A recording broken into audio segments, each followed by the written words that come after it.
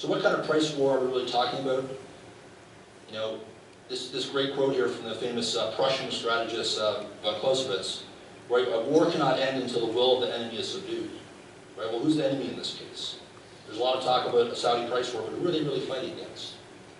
I think in Calgary, Houston, Washington, where I live, we tend to have a North American-centric point of view, right? Well, they're coming after the Bakken, they're coming after oil sands.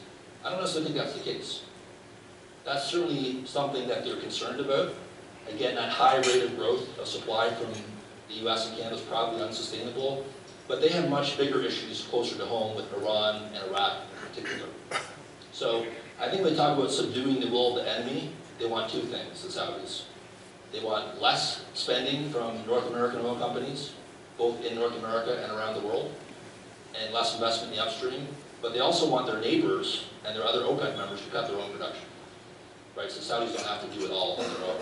And that's what the price war is really all about.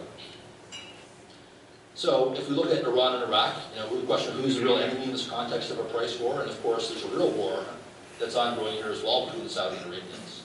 They're not fighting each other openly, but they're backing forces, opposing forces in places like Syria, where in Lebanon, where there's real conflict in terms of proxy war, and Iraq is sort of poised precariously between the two. But if you look at the history of OPEC, since 1965, production has been all over the place for these three countries.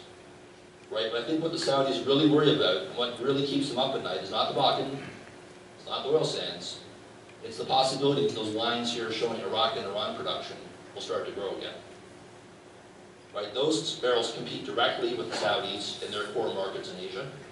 And Iraq actually, as you can see in the outline, has started to grow again since 2004. Right now, the Saudis see right across the border a lot more production coming out of Iraq. Tankers going right out to the same refineries in Asia.